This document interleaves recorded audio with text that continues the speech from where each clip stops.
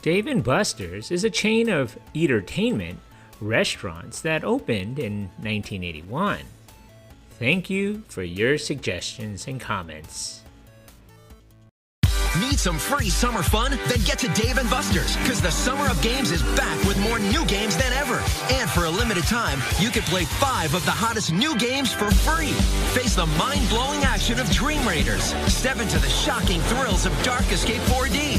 Win tickets on a giant temple run and so much more. Plus new food and drinks, too. Come get your free summer fun all day, every day for a limited time only. Play 5 of the hottest new games for free, only at Dave & Buster's.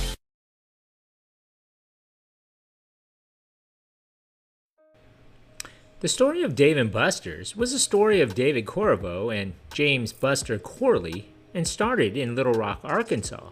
Corriveau, whose resume included selling snow cones and cars, dealing blackjack in Las Vegas, and waiting tables, started a restaurant called Cash McCool's in 1975. He sold that booming business a year later, and in 1977 opened Slick Willie's World of Entertainment, which was a 10,000 square foot billiard and game house, which was in Little Rock's renovated train station. Meanwhile, Corley had been working his way up the management ladder with TGI Fridays, where he started as a waiter in 1972. By the mid-1970s, he was in charge of opening new units and looked at the train station as a possible location. But he had always wanted to have his own place. He approached Corriveau and others for backing and opened his restaurant, Buster's, right next to Slick Willie's in the train station. The two men became good friends and soon noticed that their customers moved back and forth between the two establishments. They began thinking what might happen if they combined Dave's games and Buster's food under one roof and how big that roof might be.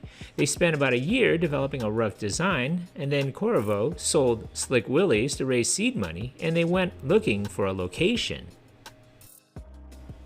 Corriveau and Corley moved to Dallas, and in December of 1982, they opened the first Dave & Buster's in a former warehouse. They spent $3 million to make the 35,000 square foot space what they wanted, and it was a hit from the beginning.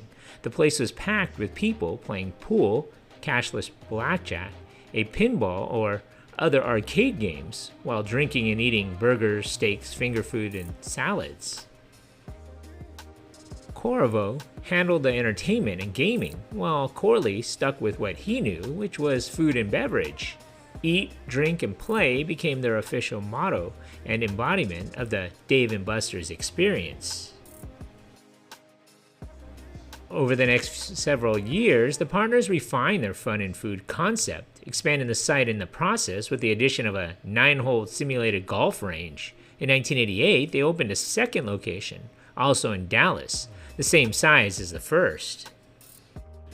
Dave & Buster's was aimed at adults, essentially an adult version of a Chuck E. Cheese or a Showbiz Pizza. Games were rented by the hour. Customers played billiards on $15,000 tables made of handcrafted mahogany and rosewood, and the shuffleboard tables met tournament quality specifications. Full menu and bar service was available in the play areas, which were spread out among several dining rooms within the complex. There was also the $1 million midway with electronic skill and sports-themed arcade games. The food menu was also expansive, offering everything from standard bar fares like their signature bar burgers and wings to actual entrees like the bistro steak and shrimp with lobster Alfredo. Now that they got the concept established, the partners were ready to open more units, but for that they needed money, and in the winter of 1989, Corriveau and Corley entered into a deal with Edison Brothers Stores Incorporated, a $1 billion conglomerate operating some 2,700 retail stores, and primarily in the shoe and apparel markets. Edison Brothers was developing an entertainment division and invested sufficient capital in Dave & Buster's to end up owning about 80% of the company. Corriveau and Corley retained ownership of the rest. With the financial backing available from Edison Brothers, the company began building. In 1991, Dave & Buster's opened its third location in Houston. The new complex was 53,000 square feet, nearly 20,000 square feet larger than the first two. The following year, in 1992, Dave & Buster's opened in Atlanta. 2 years later, the company moved north, opening a 70,000 square foot complex in Philadelphia. Also in 1994, the company dodged a potential legal catastrophe in Texas. A state judge found that under a new state gambling law, arcade customers could accumulate their winnings, such as coupons at Dave & Buster's, from the arcade games they played and swap them for prizes worth more than $5.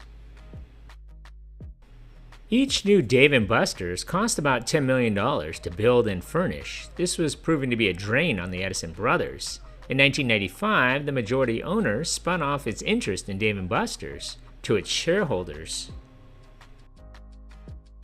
Following the spin-off, Dave & Buster's went public, selling nearly $30 million in stock on the NASDAQ under the symbol DANE. During the summer of 1995, Dave & Buster's would go internationally by opening up locations in the UK. Also that year, Dave & Buster's opened its first complex in Chicago, bringing the number of locations in the US to 6. Meanwhile, by the end of that year, Edison Brothers had filed for bankruptcy. With money available from the Edison buyout, the stock offering, and $28 million secondary offering late in the year, expansion picked up steam. Corriveau and Corley opened 3 locations in Florida, Maryland, and a second unit in Chicago in 1996, with each unit expected to generate annual sales of between $12 to $15 million. The company also entered a joint venture with iWorks Entertainment to develop and operate iWorks 16-seat turbo ride theaters at several Dave & Buster's locations. Customers would be able to watch major movies while sitting in seats synchronized to the big screen action. But Dave & Buster's was not without competitors, which included Hard Rock Cafe, Planet Hollywood, and Rainforest Cafe. Newcomers were planning restaurant prototypes such as the $11 million Laugh Factory Funhouse, and with Steven Spielberg's submarine-themed Dive. By mid-1996, analysts were beginning to predict oversaturation in the eatertainment niche and eventual consolidation. The exception to their less than cheery forecast was Dave & Buster's, whose 1995 profits were up almost 27%. Although the company had a good reputation for its casual dining food, the winning factor was its amusements, which accounted for more than 44% of sales. Recognizing that, Dave & Buster's constantly updated its games. Thus, the possibility of too many giant complexes going after customers' leisure dollars did not faze Corley or Corriveau. "We were 10 years ahead of the eatertainment," Corriveau told Restaurant Hospitality in 1998.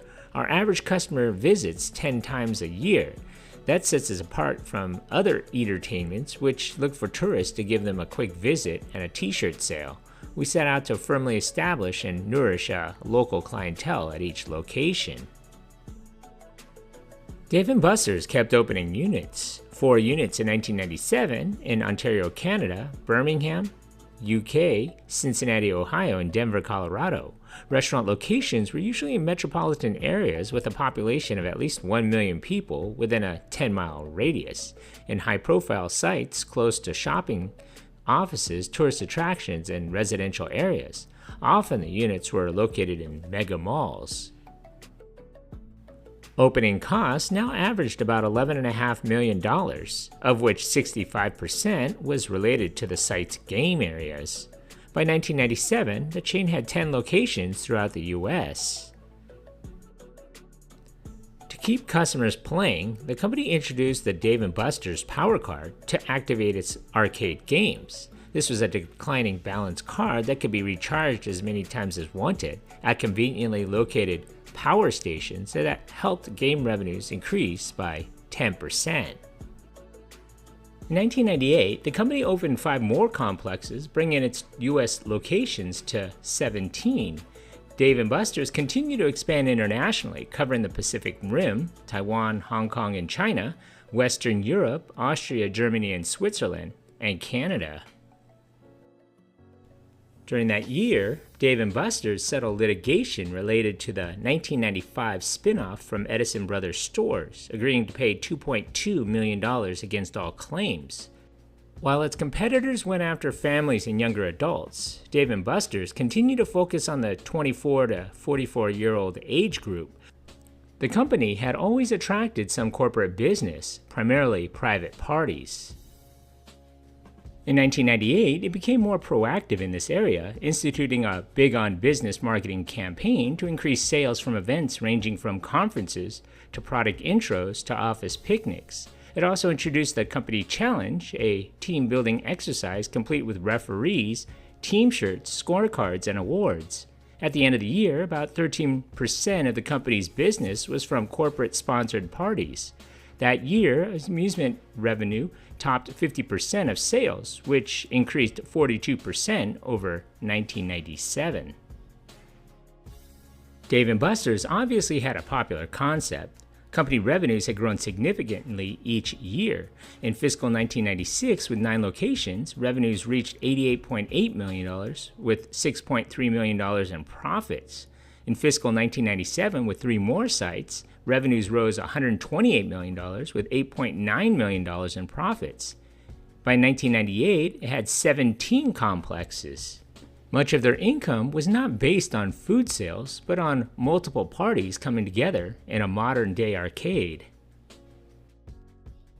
In 1999, the company moved to the New York Stock Exchange, taking the stock symbol D&B, and announced plans to double the number of locations in the U.S. to 40 by 2002. In December, the company opened the first Dave & Buster's in Asia, in Taipei, Taiwan, and its 23rd location in the U.S. in Rhode Island. However, in 1999 was a bad year for themed restaurants. Planet Hollywood filed for bankruptcy, and Landry's seafood restaurants bought Rainforest Cafe after a comparable store sales dropped 10%. At Dave & Buster's, same-store sales dropped 2.2%. In August of 1999, lower than expected profits caused the company's stock to drop 45% in one day. As mentioned before, food was only part of the picture. People also had to keep coming back. While many of the theme and eatertainment restaurants had people flock into their doors when they opened, if customers came only once to check it out, or as out-of-town tourists, a location would not survive. Dave & Buster's prided itself on its food, the huge turnouts at new locations, and the repeat business their older complexes did. After the third quarter, with a 92% drop in earnings and same-store sales down 6.2%, the company announced it would cut back on its expansion plans and increase unit-level support. It also increased its marketing and advertising budget by $4 million, hoping to build sales that way rather than by expansion and word of mouth. In December of 1999, British multi-billionaire Joseph Lewis bought 1.1 million Dave & Buster's shares through his company Mandarin Incorporated. This brought Mandarin's ownership to 10.6%.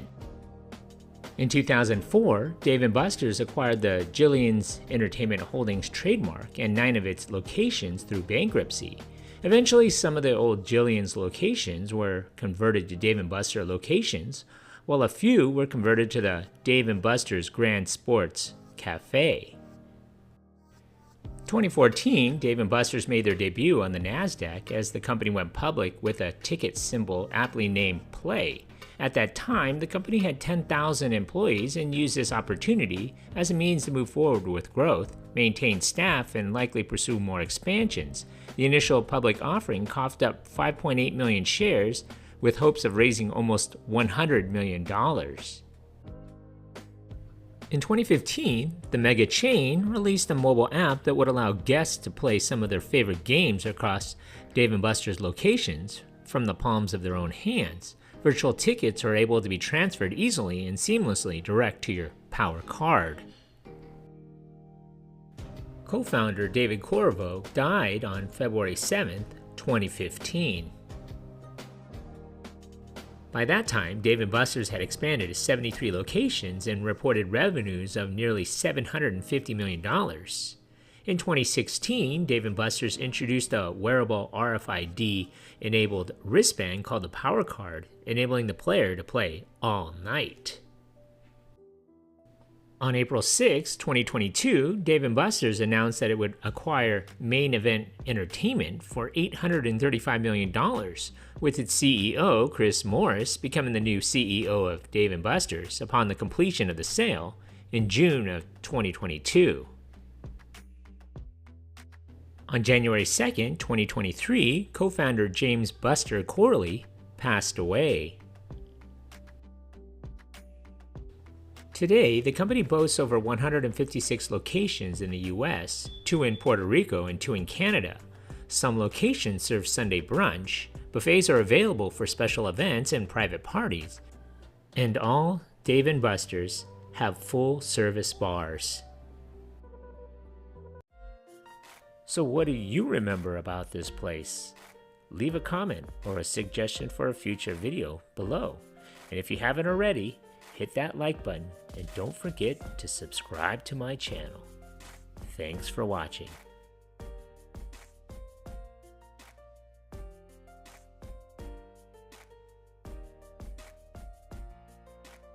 Bringing back memories from the good old days. That's super cool, man.